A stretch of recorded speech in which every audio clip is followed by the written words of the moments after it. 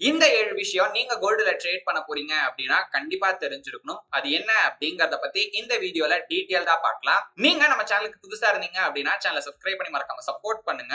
நீங்க ஒரு profitable trader ஆகணும் அப்படின்னா நான் சொல்ற இந்த விஷயங்களை நீங்க செய்யணும். நம்பர் 1, எப்படி ட்ரேடிங் பண்ணணும் அப்படிங்கிறதுக்கான ஒரு வழியை, அதாவது ஒரு complete trading strategy or system நீங்க கத்துக்கணும் அண்ட் அதுக்கப்புறம் அதை பிராக்டிஸ் பண்ணணும். ரெண்டாவது, ஒரு கம்ப்ளீட் ட்ரேடிங் பிளானை கிரியேட் பண்ணி அதை எவ்ரிடே நீங்க ஃபாலோ பண்ணணும். மூணாவது, நம்மளோட எமோஷன்ஸை நம்ம கண்ட்ரோல் பண்ணணும். இந்த 3 விஷயத்தையும் எஸ்எஃப்டிசிங்கிற ஒரே ப்ரோக்ராம்ல நீங்க கம்ப்ளீட்டா பாத்தீங்கன்னா லேர்ன் பண்ணலாம். ஜஸ்ட் 1 மந்த் இந்த கோர்ஸ் நீங்க அட்டெண்ட் பண்ணீங்கன்னா கன்சிஸ்டன்ட்டா ப்ராஃபிட் பண்ணலாம் அப்படின்னு ஃபேக் ப்ராமிஸ் நான் கொடுக்க போறது கிடையாது. நீங்க எஸ்எஃப்டிசி ப்ரோக்ராம லைவ் ஆன்லைன்லயோ இல்ல ரெக்கார்டட் ஆன்லைன்லயோ கம்ப்ளீட் பண்ணி முடிச்சதுக்கு அப்புறமா நீங்க கன்சிஸ்டன்ட்டா ப்ராஃபிட் மேக் பண்ற வரைக்கும் எங்களோட சப்போர்ட் அண்ட் கைட்லைன்ஸ் வந்து பாத்தீங்கன்னா உங்களுக்கு கிடைச்சிட்டே இருக்கும். இதை நான் சொல்லி நீங்க தெரிஞ்சுக்க வேண்டாம். இதுக்கு முன்னாடி படிச்ச ஸ்டூடெண்ட்ஸோட ரிவ்யூஸை பாத்தீங்கனாலே உங்களுக்கு புரியும். அண்ட் அவங்க இந்த கோர்ஸுக்கு 4.8 ரேட்டிங்ஸ் ட்ரஸ்ட்பைலட்ல கொடுத்திருக்காங்க. ஆல்ரெடி 300+ ட்ரேடர்ஸ் அவங்களோட ட்ரேடிங் கரியரை இந்த ப்ரோக்ராம் மூலமா கம்ப்ளீட்டா சேஞ்ச் பண்ணிருக்காங்க. நீங்களும் அப்படி பண்ணணும்னு ஆசைப்பட்டீங்க அப்படின்னா இந்த ப்ரோக்ராம் பத்தின கம்ப்ளீட் டீடைல்ஸ் டிஸ்கிரிப்ஷன்ல கொடுத்திருக்கோம். மறக்காம செக் பண்ணி இன்ட்ரெஸ்ட் இருந்தா என்ரோல் பண்ணிக்கோங்க. இந்த கோர்ஸ் சம்பந்தமா உங்களுக்கு எந்த டவுட்ஸ் வந்தாலும் இல்ல இத பத்தி ஏதாவது டீடைல்ஸ் தெரிஞ்சுக்கணும்னாலும் எங்களோட நம்பருக்கு நீங்க எப்ப வேணாலும் வாட்ஸ்அப்ல கான்டாக்ட் பண்ணலாம். நம்பர் 1,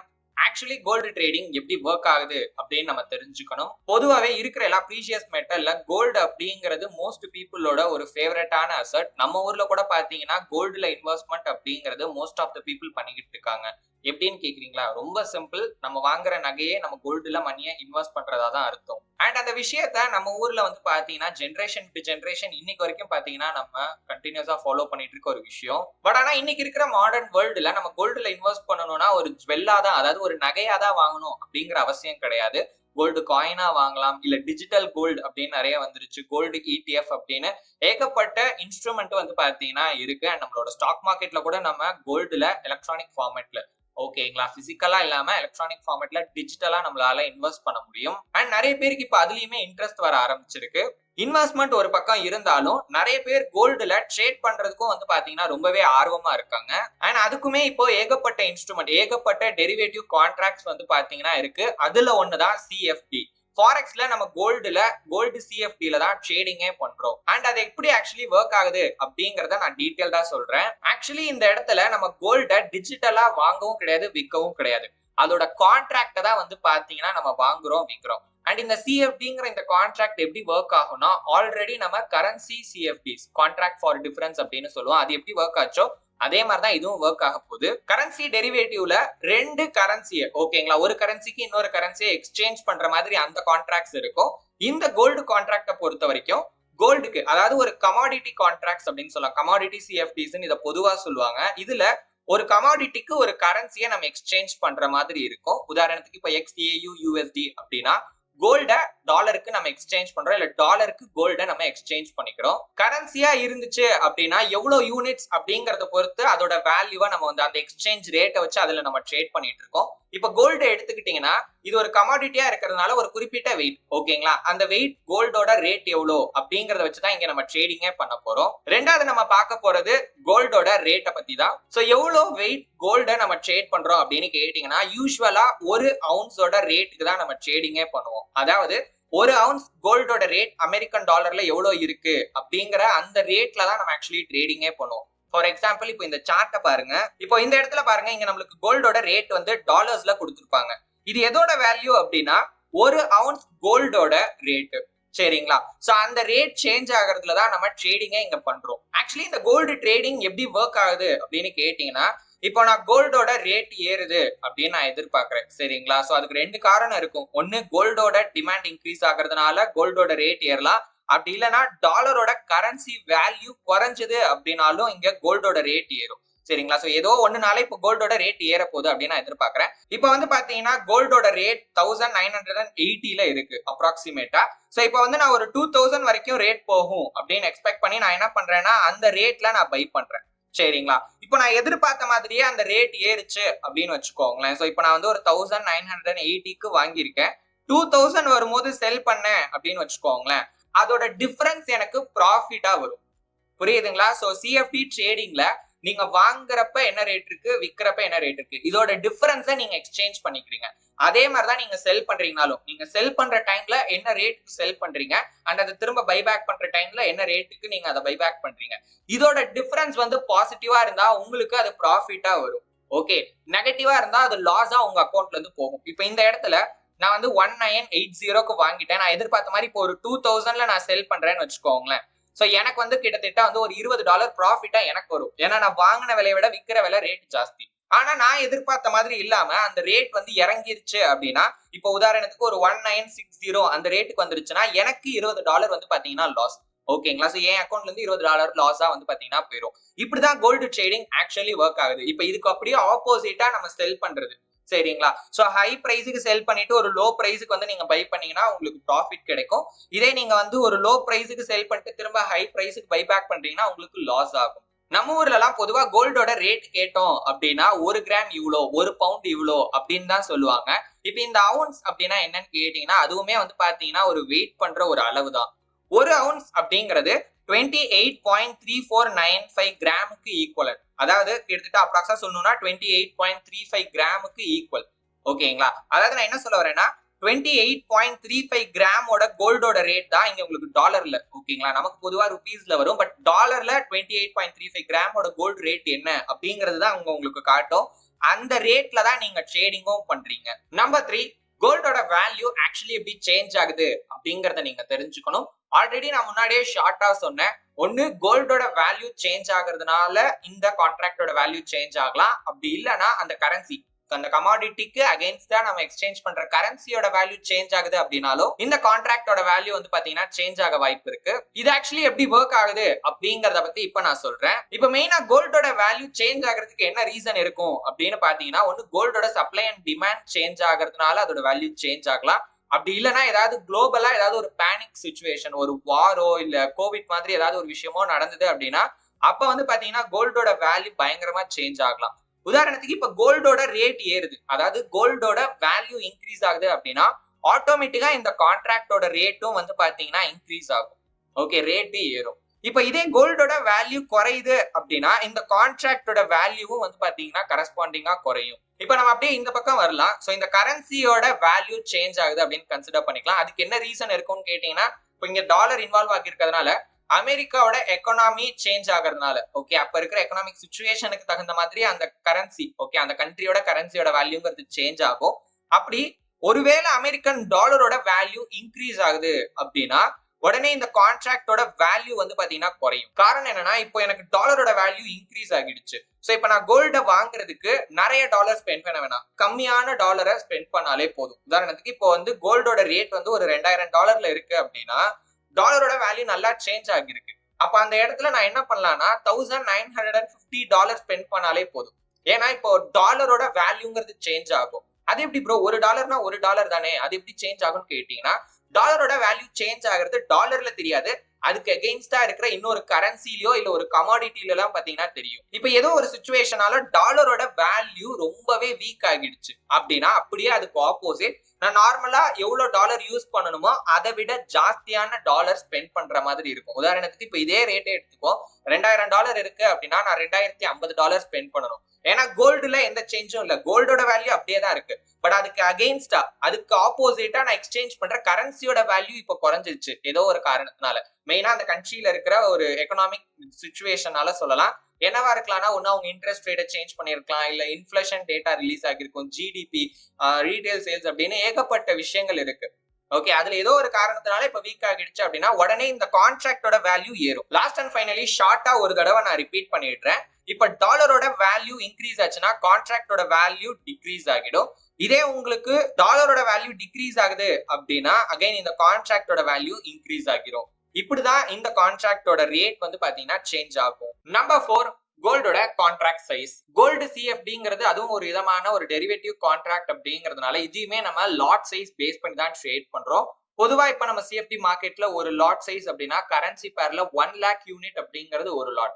ஆனா இது வந்து கமாடிட்டிஸ்க்கு வந்து பாத்தீங்கன்னா டிஃபர் ஆகும், ஒவ்வொரு கமாடிட்டிக்கு ஒவ்வொரு மாதிரி இருக்கும். அதுல பர்டிகுலர்லி கோல்டோட கான்ட்ராக்ட் சைஸ் என்னன்னு பாத்தீங்கன்னா 100. அதாவது கோல்டுல ஒரு ஸ்டாண்டர்ட் லாட் அப்படிங்கிறது 100 குவான்டிட்டிஸ்க்கு ஈக்குவல். 100 குவான்டிட்டிஸ்னா வேற ஒண்ணும் இல்ல, 100 அவுன்ஸுக்கு ஈக்குவல். அப்ப நீங்க ஒரு மினி லாட் எடுக்கிறீங்க அப்படின்னா 0.1 அப்படின்னா 10 அவுன்ஸ்ல நீங்க ட்ரேட் பண்றீங்கன்னு அர்த்தம். இதே மைக்ரோ லாட் அப்படின்னா 0.01, அதாவது 1 அவுன்ஸ்ல நீங்க ட்ரேடிங் பண்றீங்க அப்படின்னு அர்த்தம். Number 5, margin requirement. இப்போ நீங்க கோல்டுல ட்ரேடிங் பண்ண போறீங்க அப்படின்னா எவ்வளவு மார்ஜின் ஆக்சுவலி நமக்கு தேவைப்படும் அப்படிங்கறத நம்ம தெரிஞ்சு வச்சிருக்கணும். ஆக்சுவலி அதை எப்படி கண்டுபிடிக்கலாம் அப்படிங்கிறதுக்கு ஒரு டூலை பத்தி நான் சொல்றேன். சோ அதை பத்தி நம்ம இப்ப பார்க்கலாம். மார்ஜினை கால்குலேட் பண்றதுக்கு ஏகப்பட்ட வெப்சைட்ஸ் இருக்கு. நான் பர்சனலி யூஸ் பண்றது கேஷ்பேக் ஃபாரெக்ஸ். சோ அதை நீங்க கிளிக் பண்ணீங்க அப்படின்னா அவங்களோட அபிஷியல் வெப்சைட் வரும். அதை கிளிக் பண்ணிக்கோங்க. சோ இதுல மேல டூல்ஸ்ங்கிற ஐகான் இருக்கும். சோ இதை கிளிக் பண்ணிக்கோங்க. இதுல கீழே பாத்தீங்கன்னா உங்களுக்கு இதுல இருக்கிற எல்லா கால்குலேட்டர்ஸும் இருக்கு. இப்ப நம்ம மார்ஜின் கால்குலேட் பண்ண போறோம். அதாவது எனக்கு எவ்வளவு மார்ஜின் தேவைப்படும் அப்படிங்கறத நான் கால்குலேட் பண்ணும். சோ அதனால அதை நான் கிளிக் பண்ணிக்கிறேன். ஃபர்ஸ்ட் இதுல நீங்க பண்ண வேண்டியது இன்ஸ்ட்ருமெண்ட்டை செலக்ட் பண்ணிக்கோங்க. இப்ப கோல்டு அப்படின்னா அதோட சிம்பிள் XAU USD. சோ இப்ப இதுல இருக்கிறத நான் செலக்ட் பண்ணிக்கிறேன். அடுத்தது டெபாசிட் கரன்சி அப்படின்னா வேற ஒண்ணுல உங்க அக்கௌண்ட்ல உங்க ட்ரேடிங் அக்கௌண்ட்ல இருக்கிற கரன்சி. அது வந்து மோஸ்ட்லி நம்ம எல்லாருக்கும் டாலர் தான் இருக்கும். அதே நான் கொடுத்துட்டேன். அடுத்தது உங்க ட்ரேடிங் அக்கௌண்ட்ல நீங்க என்ன லிவரேஜ் ஆப்ஷன் யூஸ் பண்றீங்க அப்படிங்கறத இங்க நீங்க கொடுக்கணும். சோ நீங்க வந்து 100 டைம்ஸ் யூஸ் பண்றீங்கன்னா 1:100 அப்படின்னு கொடுங்க. சோ இங்க ஆல்ரெடி 1:1 இருக்கு. நான் 100 அப்படின்னா அப்படி கொடுக்குறேன். 1000 அப்படின்னா அந்த மாதிரி கொடுக்கணும். சரிங்களா?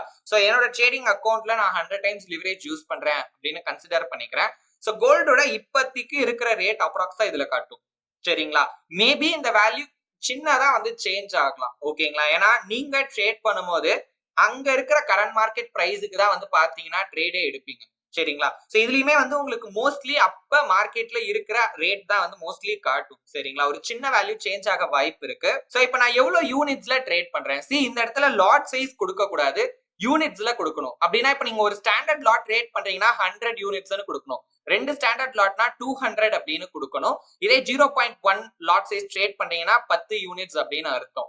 அதுக்கு ஏத்த மாதிரி கொடுங்க. இப்ப நான் 0.1 லாட் சைஸ்ல கோல்டுல ஒரு என்ட்ரி போட போறேன் அப்படின்னா அதுக்கு எனக்கு எவ்வளவு கேபிட்டல் வேணும் அப்படிங்கறத இப்ப நம்ம பார்க்கலாம். அப்ராக்சிமேட்டா பாருங்க எனக்கு ஒரு $200 தேவைப்படும். ஓகேங்களா? சோ கோல்டுல நான் 0.1 அந்த லாட் சைஸ்ல ட்ரேட் எடுக்கிறேன். அதுவும் 100 லிவரேஜ் இருக்கிற 100 டைம்ஸ் லிவரேஜ் இருக்கிற ஒரு ட்ரேடிங் அக்கௌண்ட்ல இருந்து நான் எடுக்கிறேன்னா அப்ராக்ஸா எனக்கு வந்து $200 தேவைப்படுது. இதே வந்து நான் ஒரு 1000 டைம்ஸ் லிவரேஜ் யூஸ் பண்ணா என்ன ஆகும் அப்படிங்கறது இப்ப நம்ம பார்க்கலாம். சோ ஒரு $20 அப்ராக்ஸா இருந்தாலே வந்து பாத்தீங்கன்னா இப்போ இந்த குவான்டிட்டியில என்னால ட்ரேட் எடுக்க முடியும். பட் ஆனா ஒரு சில டைம் வந்து பாத்தீங்கன்னா நமக்கு அந்த ரெக்வயர்ட் மார்ஜின் அதாவது அந்த பொசிஷனை எடுக்கிறதுக்கு அந்த லாட் சைஸ் எடுக்கிறதுக்கு இப்ப இந்த கால்குலேட்டர்ல நம்ம கால்குலேட் பண்ண மாதிரி காட்டுற மார்ஜினை விட அதிகமான மார்ஜின் தேவைப்படுற மாதிரி இருக்கும்.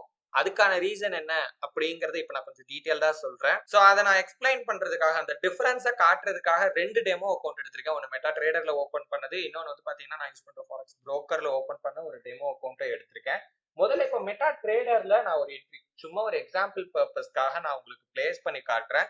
சோ அதே லாட் சைஸ் 0.1 லாட் சைஸ்க்கு இப்ப நம்ம ட்ரேட் எடுப்போம். சோ இப்ப நம்ம 0.1 லாட்டுக்கு ஒரு ஆர்டரை பிளேஸ் பண்ணுவோம். சும்மா நான் வந்து ஒரு பை ஆர்டரை பிளேஸ் பண்றேன். சோ அக்செப்ட் கொடுத்தாச்சு. ஓகே, இப்போ என்னோட ஆர்டர் வந்து பாத்தீங்கன்னா பிளேஸ் ஆகிருச்சு. இப்போ இந்த என்ட்ரிக்கு ஆக்சுவலி நான் எவ்வளவு மார்ஜினை யூஸ் பண்ணிருக்கேன்னு பாத்தீங்கன்னா இந்த இடத்துல காட்டுது. ஓகேங்களா? அதாவது நான் இந்த பொசிஷன்ல என்னோட மார்ஜின் எவ்வளவு லாக் ஆகிருக்குன்னு பாத்தீங்கன்னா $199.06. ஓகேங்களா? இது வந்து கரண்ட் எக்ஸ்சேஞ்ச் ரேட்டுக்கு இந்த ரேட்டுக்கு வந்து நான் வாங்கியிருக்கேன். அதனால எனக்கு இவ்வளோ மார்ஜின் வந்து தேவைப்பட்டிருக்கு இந்த பொசிஷனை எடுக்கிறதுக்கு. இதே மாதிரி தான் அப்ராக்ஸா வந்து பாத்தீங்கன்னா இந்த அக்கௌண்ட்டுக்கு நான் 100 டைம்ஸ் லிவரேஜ் யூஸ் பண்ணிருக்கேன். சரிங்களா? சோ அதனால இந்த கேபிட்டல் எனக்கு வந்து தேவைப்பட்டிருக்கு. இதே தான் நம்ம முன்னாடி அந்த மார்ஜின் கால்குலேட்டர்ல கால்குலேட் பண்ணி பார்த்தப்ப கண்டுபிடிச்சோம். சரிங்களா? சோ அதுவும் இதுவும் பாத்தீங்கன்னா சேமா தான் இருக்கு. ஆனா இப்ப இதே ட்ரேட இதே குவான்டிட்டி நான் என்ன பண்றேன்னா நான் அந்த புரோக்கர்ல ஓபன் பண்ண அக்கௌண்ட்ல எக்ஸிக்யூட் பண்ணி காட்டுறேன். சோ என்ன ஆகுதுன்னு பாருங்க. சோ இப்ப பாருங்க ஆக்சுவலி நான் வந்து அந்த ஆர்டரை பிளேஸ் பண்ணிட்டேன். சேம் குவான்டிட்டி கிட்டத்தட்ட க்ளோஸ் அதுக்கு ஈக்குவலண்டான ஒரு எக்ஸ்சேஞ்ச் ரேட்ல தான் எடுத்திருக்கேன். ஒரு சின்ன டிஃபரன்ஸ் இருக்கும். பட் அது நமக்கு தேவையில்லை. இங்க பாருங்க $497.7 ஆக்சுவலி வந்து எனக்கு தேவைப்பட்டிருக்கு. இதுக்கான ரீசன் என்னன்னா சேம் குவான்டிட்டி. ஓகேங்களா? அதாவது அந்த கோல்டோட ரேட்டும் பெருசா எந்த டிஃபரன்ஸும் இல்ல. சரிங்களா? ஆனாலும் எனக்கு வந்து பாருங்க இங்க எவ்வளவு மார்ஜின் இருக்கு, இங்க எவ்வளவு மார்ஜின் இருக்கு. இதை நீங்க கால்குலேட் பண்ணி பாத்தீங்கன்னா கிட்டத்தட்ட இந்த ரெக்வயர்ட் மார்ஜினை விட இந்த இடத்துல எனக்கு 2.5 மடங்கு ஜாஸ்தியா தேவைப்பட்டிருக்கு. சோ இதுதான் ஆக்சுவல் திங். ஓகேங்களா? இததான் மார்ஜின் ரேட் அப்படின்னு சொல்லுவாங்க. நீங்க ட்ரேட் பண்ற எல்லா கான்ட்ராக்டுக்கும் பாத்தீங்கன்னா ஒரு மார்ஜின் ரேட் அப்படின்னு ஒண்ணு இருக்கும். அண்ட் நம்ம வந்து மோஸ்ட்லி கரன்சி பேர்ல ட்ரேட் பண்ணுவோம். மோஸ்ட் ஆஃப் த கரன்சி பேருக்கு இந்த மார்ஜின் ரேட் அப்படிங்கிறது 1. அதாவது ஆக்சுவலி அதுக்கு வந்து லிவரேஜ் போக நீங்க எவ்வளவு பே பண்ணணுமோ அந்த அமௌண்ட் மட்டும் நீங்க பே பண்ணீங்கன்னா போதும். எக்ஸ்ட்ரா எந்த மார்ஜினும் உங்களுக்கு தேவைப்படாது. சரிங்களா? பட் ஆனா கோல்டு, சில்வர், க்ரூட் ஆயில், அதுக்கப்புறம் பாத்தீங்கன்னா சில இண்டெக்ஸ் சிஎஃப்டிஸ், இதுக்கெல்லாம் பாத்தீங்கன்னா மார்ஜின் ரேட் அப்படிங்கிற ஒரு விஷயம் இருக்கிறதுக்கான சான்சஸ் இருக்கு. சோ இது வந்து terminal to terminal, broker to broker change ஆகிறதுக்கு வாய்ப்பு இருக்கு. இப்போ இது எப்படி தெரிஞ்சுக்கிறதுன்னு பாத்தீங்கன்னா, சோ இப்போ நான் வெப் டெர்மினல் யூஸ் பண்றேன். மெட்டாக்வெட்ஸ், அதாவது நான் மெட்டா ட்ரேடர்ல ஓபன் பண்ண டெமோ அக்கௌண்ட்ல இந்த அசெட், அதாவது இந்த குவெட்டோட ப்ராப்பர்ட்டிஸை நான் செக் பண்றேன். அது எப்படி செக் பண்ணலாம்னா, ஜஸ்ட் அதோட நேம் மேல வச்சுக்கோங்க. ஓகேங்களா? உங்களுக்கு அந்த குவெட்ஸ் லிஸ்ட் இருக்கும் இல்ல, வாட்ச் லிஸ்ட், அதுல நீங்க ரைட் கிளிக் பண்ணுங்க. ரைட் கிளிக் பண்ணீங்கன்னா ஸ்பெசிபிகேஷன் அப்படின்னு ஒரு ஆப்ஷன் இருக்கும், அதை கிளிக் பண்ணிக்கோங்க.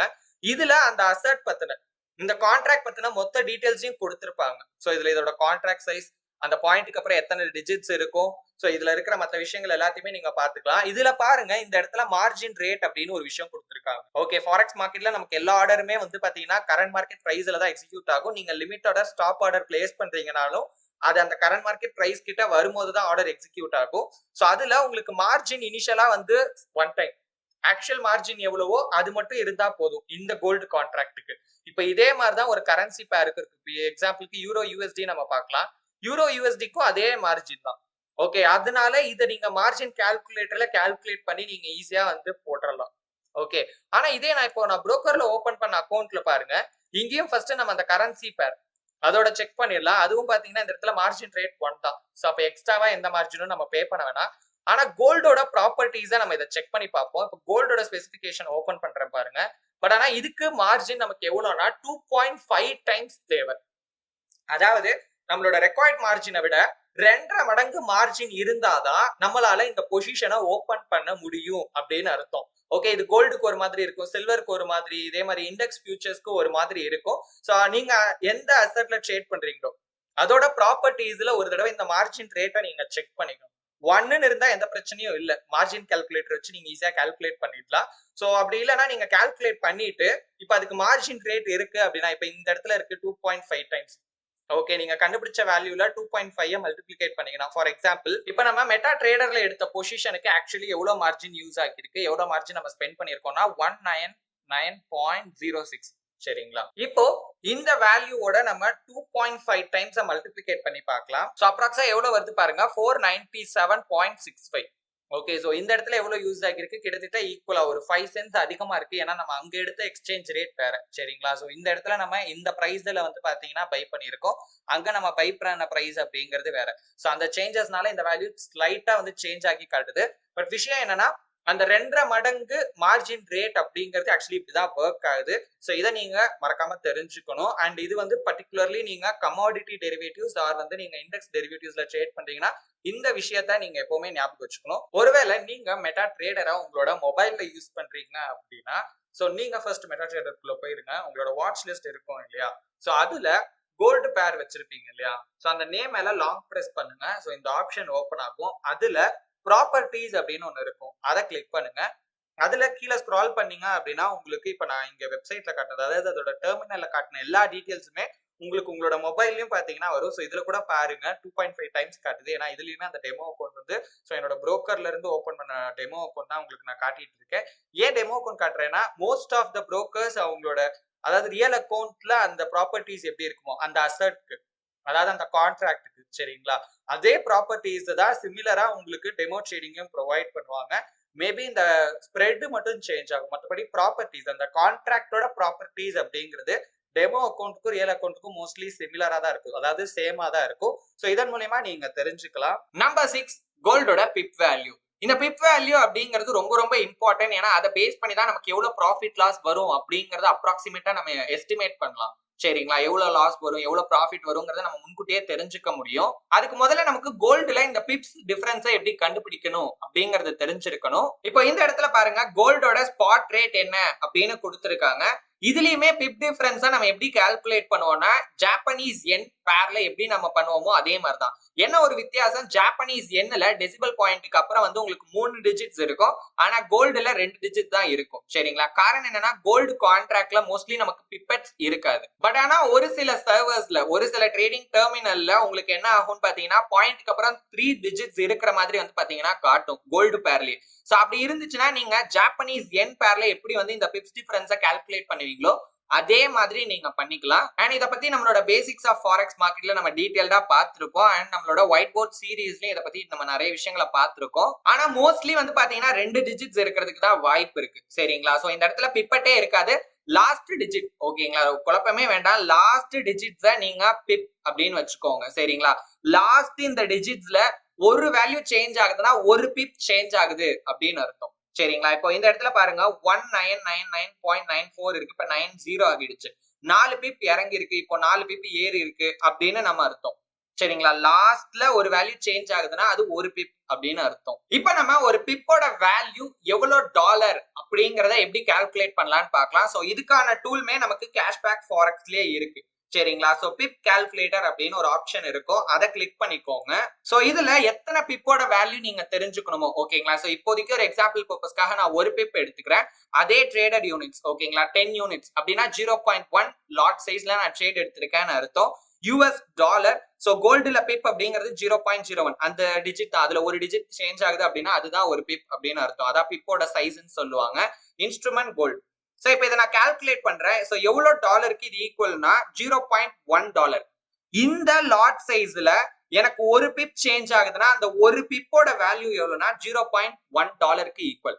இதே 10 பிப்ஸ் அப்படின்னா கிட்டத்தட்ட ஒரு டாலருக்கு ஈக்குவல். இதே நான் ஒரு ஸ்டாண்டர்ட் லாட்ல ட்ரேட் பண்றேன் அப்படின்னு வச்சுக்கோங்களேன். ஸ்டாண்டர்ட் லாட்னா ஒரு லாட், ஓகே, அந்த ஒரு லாட் அப்படின்னா 100 யூனிட்ஸ்க்கு ஈக்குவல். சோ இந்த இடத்துல எனக்கு 10 பிப்ஸ் சேஞ்ச் ஆகுதுன்னா எனக்கு $10 வந்து பாத்தீங்கன்னா ப்ராஃபிட் இருக்கும். அதாவது ப்ராஃபிட்டோ லாஸோ இருக்கிறதுக்கான சான்ஸ் இருக்கு. அதாவது 10 பிப்போட வேல்யூ $10 ஸ்டாண்டர்ட் லாட்டுக்கு. நம்பர் 7, கோல்டுல ப்ராஃபிட் லாஸை எப்படி நம்ம கால்குலேட் பண்றது? சோ இதை நம்ம பண்றதுக்கு முன்னாடி நமக்கு பிப்ஸ் டிஃபரன்ஸ் தெரியணும். சரிங்களா? சோ பிப்ஸ் டிஃபரன்ஸ் அப்படின்னா வேற ஒன்றும் இல்ல, எந்த பாயிண்ட்ல எந்த ரேட்டுக்கு நீங்க மார்க்கெட்ல என்டர் ஆகிருக்கீங்க, ஓகேங்களா? பை ஆர் செல் பண்ணி நீங்க மார்க்கெட்ல என்டர் ஆவீங்க. அதுக்கப்புறம் அந்த பொசிஷனை க்ளோஸ் பண்ணிட்டு வெளியே வருவீங்க. எந்த ரேட்டுக்கு மார்க்கெட்ல என்டர் ஆகுறீங்க, எந்த ரேட்டுக்கு மார்க்கெட்ல எக்ஸிட் ஆகுறீங்க அப்படிங்கிற அந்த 2 வேல்யூ வேணும். அந்த 2 ரேட் வேணும். அந்த 2 ரேட்டோட டிஃபரன்ஸ் தான் பிப்ஸ் டிஃபரன்ஸ். அதுதான் உங்களுக்கு ப்ராஃபிட் லாஸ். இப்ப நீங்க எதிர்பார்த்த மாதிரி நடந்துருந்துச்சு அப்படின்னா அவ்வளவு பிப்ஸ் உங்களுக்கு சாதகமா மார்க்கெட் மூவ் ஆகிருக்கு. அதுக்கு கரஸ்பாண்டிங்கா நீங்க எவ்வளவு ப்ராஃபிட் பண்றீங்கன்னு தெரிஞ்சுக்கலாம். இப்ப அதே மாதிரி உங்களுக்கு ஆப்போசிட்டா மார்க்கெட் மூவ் ஆகிருந்தா எவ்வளவு பிப்ஸ் உங்களுக்கு அகைன்ஸ்டா மார்க்கெட் மூவ் ஆகிருக்கு. சோ அதன் மூலமா நீங்க எவ்வளவு லாஸ் ஆகிருப்பீங்க அப்படிங்கறத உங்களால கால்குலேட் பண்ண முடியும். அண்ட் ப்ராஃபிட் லாஸை கால்குலேட் பண்றதுக்குமே இதுலயே டூல் இருக்கு. சோ ப்ராஃபிட் கால்குலேட்டர் அப்படின்னு சிம்பிளா இருக்கும். சோ லாஸா இருந்தாலுமே அது இதுல கால்குலேட் ஆகிரும், எந்த பிரச்சனையும் கிடையாது. கன்சிடர் இப்ப நம்ம கோல்டுல ஒரு பை என்ட்ரி பிளேஸ் பண்ணிருக்கோம் அப்படின்னு வச்சுக்கோங்க. எவ்வளவு லாட்ஸ்ல இப்ப நம்ம ட்ரேட் பண்றோம்னா 0.1 லாட் அப்படின்னா 10 யூனிட்ஸ் அப்படின்னு அர்த்தம். சோ நான் 10 யூனிட்ஸ் அப்படின்னு கொடுத்திருக்கேன். மறுபடியும் சொல்றேன், இந்த இடத்துல எவ்வளவு யூனிட்ஸ்ல ட்ரேட் பண்றீங்களோ அதை கொடுங்க. கோல்டுக்கு இது ஒரு மாதிரி இருக்கும். நீங்க ஃபாரெக்ஸ் ட்ரேடிங் கரன்சி பேர்ல பண்றீங்கன்னா அது கொஞ்சம் டிஃபர் ஆகும். அண்ட் என்னோட பொசிஷனை நான் வந்து 1987.64ல வந்து பாத்தீங்கன்னா வந்து ஓபன் பண்றேன். சரிங்களா? சோ மார்க்கெட் எனக்கு ஃபேவரபிளாவே மூவ் ஆச்சு. 2001.18ல வந்து பாத்தீங்கன்னா நான் என்னோட பொசிஷனை க்ளோஸ் பண்றேன் அப்படின்னு கன்சிடர் பண்ணிக்கிறேன். சோ இப்போ எனக்கு அப்ராக்ஸா எவ்வளவு ப்ராஃபிட் வந்திருக்கும்னா $135.40 வந்து பாத்தீங்கன்னா எனக்கு ப்ராஃபிட் வந்திருக்கும். அண்ட் இந்த இடத்துல அப்ராக்ஸா எவ்வளவு பிப்ஸ் மார்க்கெட் எனக்கு சாதகமா மூவ் ஆகிருக்குன்றது எப்படி கால்குலேட் பண்ணலாம்னா ஜஸ்ட் இதோட ரெண்டுத்தோட டிஃபரன்ஸ் எடுத்தாலே நமக்கு போதும். So 2001.18 minus 1987.64 so equal to பண்ணோம்னா கிட்டத்தட்ட வந்து பாத்தீங்கன்னா 1354 பிப்ஸ். ஆக்சுவலி இந்த இடத்துல மார்க்கெட் 1354 பிப்ஸ் வந்து பாத்தீங்கன்னா எனக்கு சாதகமா மூவ் ஆகிருக்கு. சோ அதனாலதான் நான் எவ்வளவு ப்ராஃபிட் பண்ணிருக்கேன், $135 அப்ராக்ஸா வந்து ப்ராஃபிட் பண்ணிருக்கேன். சோ பிப்போட வேல்யூ, அதாவது பிப்ஸ்ல இதோட டிஃபரன்ஸை கால்குலேட் பண்ணா இவ்வளவுதான். ரெண்டு நம்பர்ஸை நீங்க வந்து டிஃபரன்ஸ் எடுத்தீங்க அப்படின்னா நடுவுல இருக்க இந்த பாயிண்ட்டை மட்டும் நீங்க எடுத்துட்டீங்கன்னா போதும். ஓகேங்களா? கோல்டுல இந்த பிப்ஸோட டிஃபரன்ஸ் கால்குலேட் பண்றது ரொம்பவே ஈஸி. இப்போ இதுவே மார்க்கெட் எனக்கு அகைன்ஸ்டா மூவ் ஆகி இருந்துச்சு அப்படின்னா அப்ராக்ஸா வந்து ஒரு 500 பிப்ஸ் அளவுக்கு மார்க்கெட் எனக்கு எதிரா வந்து மூவ் ஆகிருக்கு அப்படின்னு கன்சிடர் பண்ணிக்கலாம். சோ கிட்டத்தட்ட வந்து 500 பிப்ஸ் அப்படின்னா நமக்கு எவ்வளவு லாஸ் ஆகிருக்கும் பாருங்க, கிட்டத்தட்ட $50.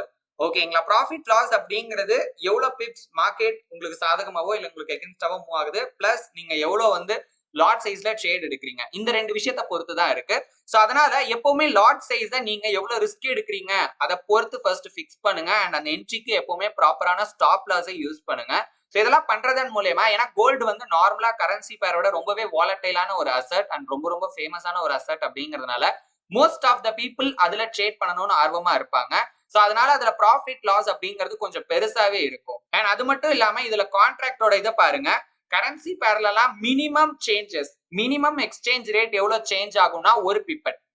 ஓகேங்களா? சோ அது கான்ட்ராக்ட பொறுத்து லாஸ்ட் டிஜிட்ல ஒரு வேல்யூ சேஞ்ச் ஆகும். ஆனா கோல்டுல உங்களுக்கு most of the contract change ஆச்சுனாலே மினிமம் சேஞ்சே ஒரு பிப், அதாவது 10 பிப்பட் தான் குறைஞ்சபட்சம் சேஞ்ச் ஆச்சுனாலே இருக்கும். சரிங்களா? சோ அதனால இதுல ப்ராஃபிட் லாஸ் அப்படிங்கிறது கொஞ்சம் பெருசா இருக்கும். அண்ட் அது மட்டும் இல்லாம இதுல ப்ராஃபிட் வந்து கொஞ்சம் ஈஸியா வருது, கொஞ்சம் அதிகமாவே வருது அப்படிங்கறதுனால இது ரொம்பவே நிறைய பேர் அட்ராக்ட் பண்ணும். சோ அதை நினைச்சு தயவு செஞ்சு வந்து பாத்தீங்கன்னா கோல்டுல பண்ணலாம் அப்படின்னு நினைக்காதீங்க. கோல்டுல ட்ரேட் பண்றீங்கன்னா அதை பத்தி ஃபர்ஸ்ட் ஃபுல்லா ஸ்டடி பண்ணுங்க. அண்ட் அதுக்கப்புறம் அதுல நீங்க உங்களுக்கு இருக்கிற நாலேஜ் அப்ளை பண்ணி உங்க ஸ்ட்ராட்டஜியை பேக் டெஸ்ட் பண்ணி அந்த ரிசல்ட்ஸ் நீங்க எதிர்பார்க்குற மாதிரி வருது அப்படின்னா அதுக்கப்புறம் நீங்க ரியல் மணில ட்ரேட் பண்ணலாம்.